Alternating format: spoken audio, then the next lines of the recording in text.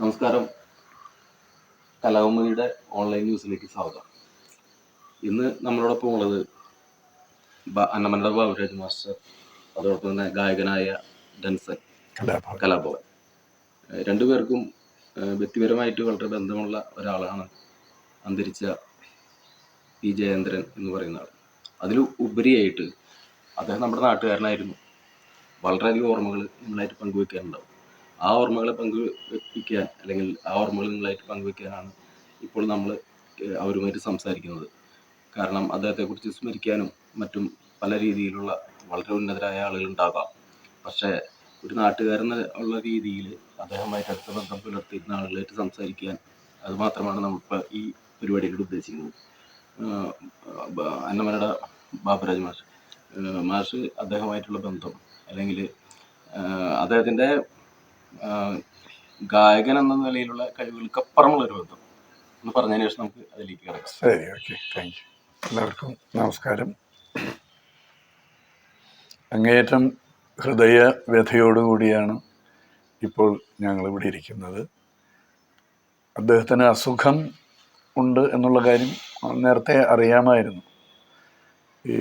പക്ഷേ ഇത്ര പെട്ടെന്ന് നമ്മളെല്ലാം വിട്ടുപോകും എന്ന് നമുക്ക് എന്താ പറയുക, അങ്ങനെ ഒരു പ്രതീക്ഷയും ഉണ്ടായിരുന്നില്ല. കേട്ടപ്പോൾ യഥാർത്ഥത്തിൽ കുറച്ച് സമയത്തേക്ക് നമുക്ക് ഒന്നും പറയാൻ പറ്റാത്ത ഒരവസ്ഥയിലായിരുന്നു ഞാനെല്ലാം. ജയേട്ടനെ കുറിച്ച് നമ്മൾ നേരിട്ടുള്ള അനുഭവം എന്ന് പറഞ്ഞാൽ, ഞങ്ങളുടെ വിവേകോദയം വിദ്യാമന്ദിർ എന്നുള്ള സ്കൂളിൻ്റെ 2018 പ്രളയത്തിൽ സ്കൂള് വെള്ളത്തിൽ മുങ്ങി കുറേ നാശനഷ്ടങ്ങളുണ്ടായി. അതിന് ഫണ്ട് റേസ് ചെയ്യുന്നതിന് വേണ്ടിയിട്ട് ജയേട്ടൻ്റെ ഗാനമേള ഞങ്ങൾ ഇവിടെ അന്നമനയുടെ സംഘടിപ്പിച്ചു.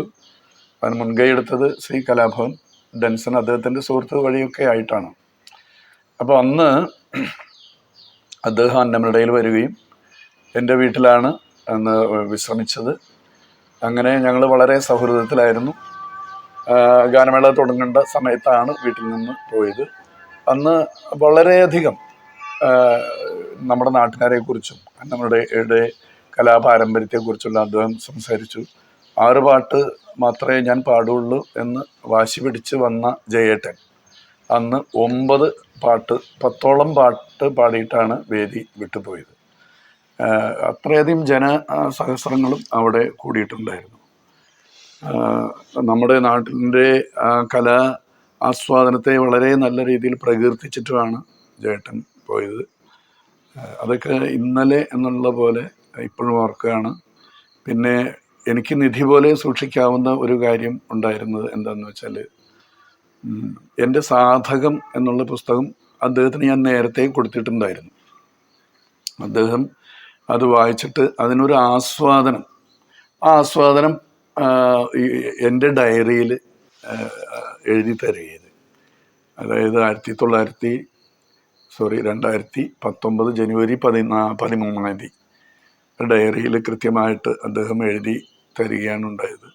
അതേപോലെ തന്നെ ഗുരുവായൂരപ്പൻ്റെ അനുഗ്രഹം എന്നും ഉണ്ടാകും എന്ന് അദ്ദേഹം അനുഗ്രഹിക്കുകയും, അതേപോലെ കലാരംഗത്ത് നല്ല മനസ്സുള്ളവർക്ക് എന്നും കലയുടെ ലോകത്ത് ഉന്നത വിജയങ്ങൾ ഉണ്ടാകുമെന്ന് നമുക്ക് ആശംസകൾ നൽകുകയും ചെയ്തു. ആ ഒരു പ്രധാനപ്പെട്ട ഒരു ഓർമ്മയാണ് എനിക്ക് ഇപ്പോൾ അദ്ദേഹത്തെക്കുറിച്ച് ഓർക്കുമ്പോൾ തോന്നുന്നത്. ബാബുമാഷ് ഇപ്പോൾ സംഗീത അധ്യാപകൻ എന്ന നിലയിലെ അദ്ദേഹത്തെ കുറിച്ച് പറയുമ്പോൾ, ചില ഗായകർ പാടിയതൊക്കെ ഭയങ്കരമായിട്ട് ആളുകളുടെ ഉള്ളിൽ ഇങ്ങനെ തറഞ്ഞു നിൽക്കുമെന്ന് പറയാൻ കഴിയും. കാരണം അവർ ഒരു കാലഘട്ടത്തിൽ ഏതെങ്കിലും ഒരു കൃത്യമായിട്ടൊരു സംഗീത സംവിധായകരുടെയൊക്കെ കയ്യിലകപ്പെട്ട് നമുക്കൊന്നും പിന്നെ കേൾക്കാൻ ആഗ്രഹിക്കാത്ത കുറേ ഗാനങ്ങൾ പാടിയെന്ന് നമുക്ക് തോന്നാറുണ്ടെങ്കിൽ പോലും, ജയേന്ദ്രൻ സാറിനെ കുറിച്ച് പറയുമ്പോൾ അങ്ങനെയൊന്നും പറയാൻ കഴിയില്ല. കാരണം ഏത് പാട്ട് എടുത്ത് നോക്കി കഴിഞ്ഞാലും അതിൽ അദ്ദേഹത്തിൻ്റെ ഒരു കയ്യൊപ്പ് അവിടെ ഉണ്ട്. ഇപ്പം അദ്ദേഹത്തിൻ്റെ പഴയ കാലത്തെ ഗാനങ്ങൾ തൊട്ട് ഇപ്പം പുതിയ കാലങ്ങളിൽ ഇറങ്ങിയതൊക്കെ, ഇപ്പം ആ 1983 അദ്ദേഹത്തിൻ്റെ ആ ഗാനങ്ങളൊക്കെ എത്രമാത്രം ആളുകളുടെ മനസ്സിൽ ഇങ്ങനെ തറഞ്ഞു നിൽക്കുന്നു. ആ സംഗീതത്തിൻ്റെ യൗവനം, ആ ശബ്ദത്തിൻ്റെ മാസ്മരികത എന്നും കാത്തു സൂക്ഷിക്കുന്നു. അതുപോലെ തന്നെ അദ്ദേഹത്തിൻ്റെ പെരുമാറ്റത്തിലെ ഔന്നത്യം ഇപ്പം ഇരിഞ്ഞാലക്കുടക്കാർക്കും അന്നമനക്കാർക്കും മാളക്കാർക്കും ഒക്കെ അറിയാവുന്നതാണ്. കാരണം വെച്ചാൽ ലളിതമായിട്ട് ജീവിച്ച് ഒരു സാധാരണ മനുഷ്യൻ എന്നുള്ള രീതിയിൽ അദ്ദേഹം ധരിക്കുന്ന വസ്ത്രങ്ങളിലൊന്നും കൃത്യമായിട്ടൊന്നും ഒരു ഡ്രസ് കോഡൊന്നും ഇല്ല ആൾക്ക് എല്ലാ രീതിയിലും. ഇപ്പോൾ ആളിപ്പോൾ നമ്മൾ സംസാരിക്കാനൊക്കെ ചെല്ലുകയാണ്, ഞാൻ സംസാരിച്ചിട്ടുണ്ട്, സംസാരിക്കാനൊക്കെ ചെല്ലുകയാണെന്നുണ്ടെങ്കിൽ ആള് പ്രത്യക്ഷപ്പെടുന്നത് അദ്ദേഹത്തിൻ്റെ വീട്ടിലെ വസ്ത്രത്തിലൊന്നും പ്രത്യക്ഷപ്പെടാൻ ആൾക്കൊരു മടിയുണ്ടായിരുന്നില്ല. അത് ഒരു സ്നേഹബന്ധങ്ങൾ കാത്തുസൂക്ഷിക്കാൻ തന്നെ അദ്ദേഹമായിട്ട് ബന്ധപ്പെട്ട് അങ്ങനെ തോന്നിയിട്ടുണ്ട്. മാഷ്ക്ക് അദ്ദേഹത്തിൻ്റെ ആ കാര്യങ്ങളെ കുറിച്ച് എന്ന് വെച്ചാൽ സംഗീതമായിട്ട് ബന്ധപ്പെട്ട് അല്ലെങ്കിൽ ഗാനങ്ങളെ കുറിച്ചൊക്കെ ഒന്ന് പറയാം. ജയേട്ടൻ്റെ ഒരു പ്രത്യേകത എന്ന് പറഞ്ഞാൽ യേശുദാസ് കത്തി നിൽക്കുന്ന യേശുദാസിൻ്റെ സാമ്രാജ്യത്തിലേക്കാണ് ജയേട്ടൻ കടന്നു വന്നത്.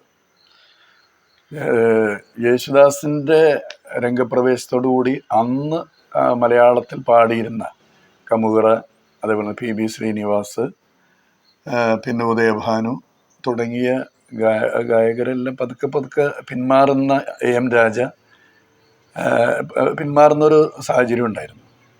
പക്ഷേ ജയേട്ടൻ വന്നതിന് ശേഷം ദാസേട്ടൻ പാടുന്ന ഏത് സിനിമയിലും ഒരു പാട്ടെങ്കിലും ജയേട്ടൻ പാടിയിരുന്നു. അതെന്തുകൊണ്ടാണ് എന്ന് വെച്ചാൽ ജയേട്ടനെ അവഗണിക്കാൻ പറ്റാത്ത ഒരു കാലിബർ ഉണ്ട്. അത് പിന്നീടാണ് എന്തുകൊണ്ടാണ് നമ്മൾ ജയേട്ടൻ്റെ പാട്ടിന് ദാസേട്ടൻ്റെ പാട്ടിനോടൊപ്പം ചേർത്ത് പിടിക്കുകയും ചില സന്ദർഭങ്ങളിലാണെങ്കിലും ജയേട്ടൻ്റെ പാട്ടിന് കുറച്ചുകൂടി മുൻതൂക്കം കൊടുക്കുകയും ചെയ്യുന്ന ഒരു വിഭാഗം ആസ്വാദകരുണ്ടായിരുന്നു.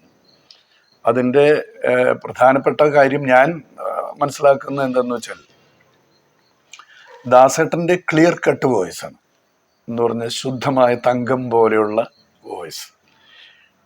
ജയേട്ടൻ്റെ അതേപോലെയുള്ള വോയിസിനോടൊപ്പം തന്നെ ജയേട്ടൻ്റെ പ്രത്യേകത, ജയേട്ടൻ ആ ഗാനത്തിൻ്റെ ആത്മാവ് ആവാഹിക്കും എന്നുള്ളതാണ്.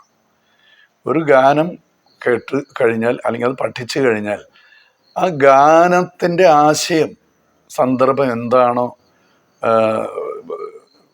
പ്രതീക്ഷിക്കുന്നത് അത് 100% ആത്മാർത്ഥതയോടുകൂടി അദ്ദേഹം അത് ആ ശബ്ദത്തിലേക്കും ആലാപനത്തിലേക്കും സന്നിവേശിപ്പിക്കും എന്നുള്ളതാണ്. അതിൻ്റെ ചില ഉദാഹരണങ്ങൾ പറയുകയാണ്. ചില പാട്ടുകൾ ഒന്ന്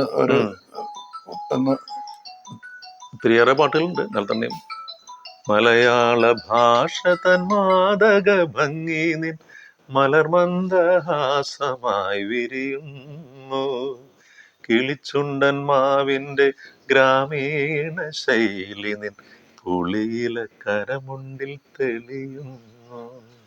അതൊക്കെ അദ്ദേഹത്തിന്റെ ഒരു വളരെ മാധുര്യമുള്ള പാട്ടുകളിൽ എനിക്കൊക്കെ ഇഷ്ടമുള്ള ഒരു പാട്ട്. ഏത് പാട്ടും നോക്കിയാലും അദ്ദേഹത്തിൻ്റെ ഏത് പാട്ട് നോക്കിയാലും ഭാവത്തിൻ്റെ അങ്ങേയറ്റമാണ്. ഒരു ആ വാക്കിനെ എത്രയോ ഭാവാത്മകമായിട്ട് നമ്മുടെ മുമ്പിലേക്ക് അവതരിപ്പിക്കാൻ പറ്റുമോ അത്ര 100% ഇൻവോൾവ് ചെയ്ത് പാടുന്ന ഒരു രീതിയാണ് അദ്ദേഹത്തിനുള്ളത്. ഞാൻ പരിചയപ്പെടുത്താൻ മറന്നുപോയി കലാബോണ്ടൻസ്. ഞാൻ തുടക്കത്തിൽ അത് പറഞ്ഞില്ല. നിരവധി വേദികളിൽ ജയേട്ടനോടൊപ്പം പാടിയിട്ടുള്ളതാണ് ഡാൻസ്. അദ്ദേഹത്തിന് വിശ്വാസപൂർവ്വം എല്ലാ പരിപാടിയിലും പങ്കെടുക്കാൻ കഴിയുന്ന ഒരു സംഗീത സംഘാടകൻ കൂടിയാണ് എവിടെയും. അദ്ദേഹത്തിന് ഒരു വലിയ ആത്മാവെന്നുള്ളതാണ്. ഡാൻസിനോട് ചോദിക്കുകയാണെങ്കിൽ ഒരു 5 പാട്ടുകൾ അദ്ദേഹം പാടിയത് നമുക്ക് ലളിതഗാനങ്ങൾ മാറ്റി നിർത്താം. നമ്മളിപ്പോ ദൂരദർശന്റെ ഒക്കെ കാലഘട്ടത്തിൽ അല്ലെങ്കിൽ അങ്ങനെയുള്ള സംഭവങ്ങളൊക്കെ നമ്മുടെ ഇതിലുണ്ട്. നമുക്ക് സിനിമകളിൽ പാട്ടുള്ളത് അതെന്ന് വെച്ചാല് നമ്മളിപ്പോ ലളിതഗാനങ്ങളൊക്കെ എത്രമാത്രം ആളുകളുടെ ഉള്ളിലേക്ക് കടന്നു ചെന്നിട്ടുണ്ടെന്ന് നമുക്ക് പറയാൻ പറ്റില്ല. പക്ഷെ സിനിമ അതിനപ്പുറമായിരുന്നു അതൊക്കെ. 5 ഗാനങ്ങള്, ഒന്ന് ഗാനങ്ങൾ മാത്രം പറയാം, പിന്നെ അത് കൂടി വേണം അതിന് ശേഷം. ഞാൻ സാറ് പറഞ്ഞതുപോലെ നിരവധി വേദികളിൽ അദ്ദേഹത്തോടൊപ്പം പങ്കെടുത്തിട്ടില്ല എങ്കിൽ തന്നെയും ആദ്യത്തെ വേദി മുതൽ 5 വേദികളിലാണ് ഞങ്ങൾ ഒരുമിച്ചുണ്ടായിരുന്നത്. പിന്നീട് അദ്ദേഹം കുറെ അപ്പോൾ അവസാന കാലഘട്ടത്തിലാണ് അദ്ദേഹത്തിന്റെ ഗാനമേളകൾക്ക് എനിക്ക് പാടാൻ കഴിഞ്ഞിട്ടുള്ളത്. അപ്പോൾ അതുകൊണ്ടല്ല ഞാൻ പറഞ്ഞത്, അദ്ദേഹം എൻ്റെ പാട്ടിനോട് ഇഷ്ടം കൊണ്ടായിരിക്കാം, അല്ലെങ്കിൽ എൻ്റെ പാട്ട് കുഴപ്പമില്ല പിന്നെ കൂടെ കൂട്ടാമെന്ന് തോന്നിയോണ്ടായിരിക്കും എന്നെ 5 വേദിയിലും എന്നെ ഉൾപ്പെടുത്തിയതെന്ന് ഞാൻ മനസ്സിലാക്കുന്നു. അവിടെ നിന്നും ജയന്റെ പാട്ടുകളല്ല ഞാൻ പാടിയത്, അവിടെയൊക്കെ ഞാൻ പാടിയത് യേശുദാസിന്റെ പാട്ടുകൾ തന്നെയാണ്. ജയന്റെ പാട്ട് ജയൻ ഉണ്ടല്ലോ. അപ്പോൾ യേശുദാസിന്റെ പാട്ടുകൾ പാടുന്നു. എറണാകുളത്ത്, അന്നമനടയിൽ, മധുര, കോയമ്പത്തൂർ, പാലക്കാട്, അങ്ങനെ 5ഓളം വേദികളാണ് ഞാൻ അദ്ദേഹത്തിനോടൊപ്പം പാടിയിട്ടുള്ളത്. സ്നേഹത്തോടെ ഇടപഴകുന്നതോടൊപ്പം തന്നെ എന്നോട് ദേഷ്യപ്പെട്ടിട്ടുണ്ട് അദ്ദേഹം. എന്ത് തന്നെയായിരുന്നാലും അദ്ദേഹത്തിൻ്റെ ദേഷ്യം പൊതുവെ എല്ലാവർക്കും പ്രസിദ്ധമായതുകൊണ്ട് അപ്പോൾ ഞാനതിൽ വേറിട്ടൊരു വ്യക്തിയല്ല. എന്റെ വീട്ടിൽ വന്നപ്പോ തന്നെ ഒരു ഇൻസിഡന്റ് അതെ, അദ്ദേഹം അതൊന്ന് പറഞ്ഞു. ദേഷ്യപ്പെടുന്ന ഒരു സാഹചര്യം ഉണ്ടായിട്ടുണ്ട്.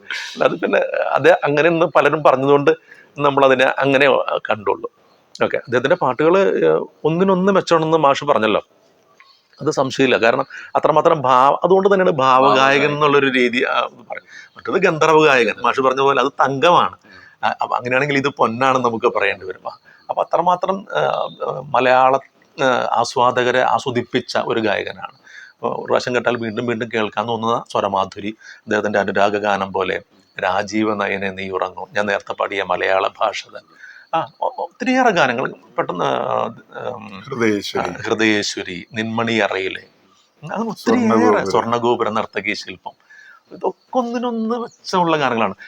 അതിലുപരിയായിട്ട് എനിക്ക് തോന്നുന്നു ഒട്ടുമിക്ക പ്രശസ്തരായ സംഗീത സംവിധായകരോടൊപ്പം ഇളയരാജ അല്ലെങ്കിൽ എം പി ശ്രീനിവാസൻ, MSB ഇവരോടൊക്കെ സഹകരിക്കാനായിട്ട്, വയലാറ്, ദേവരാജൻ ഇവരോടൊക്കെ സഹകരിച്ച് മുന്നോട്ട് പോകാനായിട്ട് പുള്ളിക്ക് കഴിഞ്ഞിട്ടുണ്ടുള്ളത് വലിയൊരു കാര്യം തന്നെയാണ്. അതുകൊണ്ട് തന്നെ നല്ല നല്ല പാട്ടുകൾ പിറവിയെടുത്തു എന്നുള്ളത് നമുക്ക് നിസ്സംശയം പറയാൻ കഴിയും. പുതിയ തലമുറ എന്ന് പറയുന്ന പുതിയ കുട്ടികൾക്ക് വരെ ഏറ്റവും അധികം ഇഷ്ടപ്പെടുന്ന ഒരു സ്വരമാണ് അദ്ദേഹത്തിന്റെ. ഇപ്പൊ നേരത്തെ നമ്മള് അദ്ദേഹത്തിന്റെ മറ്റു ലളിതഗാനങ്ങളിലേക്ക് പറഞ്ഞു, ഒന്നിനി ശ്രുതി താഴ്ത്തി, ആള് ഒന്നിനി ശ്രുതി താഴ്ത്തി പാടുക എന്നുള്ള ഇതിലേക്ക് നമ്മൾ വിട്ടുപോയിരിക്കും. മാഷും ഡാൻസും നമ്മളോട് ആ നല്ല അനുഭവങ്ങൾ പങ്കുവെച്ചു.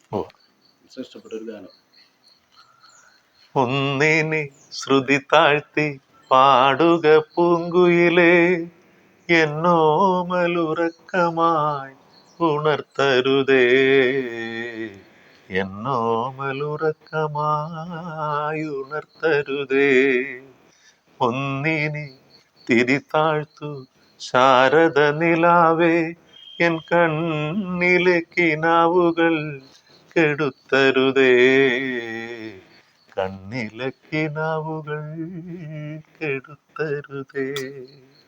നമസ്കാരം മാസ്റ്റർ ഡാൻസൺ.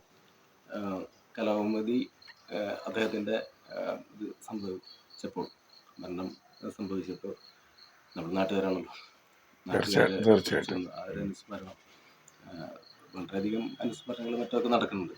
അതിലേറ്റവും യോഗ്യരായ രണ്ടുപേരെ തന്നെ ഞങ്ങൾ ഇന്നലെ മാഷ് ഡാൻസിനെയൊക്കെ ബന്ധപ്പെട്ട് നിങ്ങളോടൊപ്പം പങ്കുവെച്ചതിന്, ഈ സമയം പങ്കുവെച്ചതിന് നന്ദി. രണ്ടുപേരും പോകുന്നത് അതെ, അല്ല, പൊതുദർശനത്തിന് വെച്ചിട്ടുണ്ട്. അപ്പൊ അത് കാണാൻ വേണ്ടി പോവുകയാണ്. വഴിയിൽ വെച്ചാണ് നമ്മൾ സംസാരിക്കുന്നത്. നന്ദി മാഷ്. Thank you.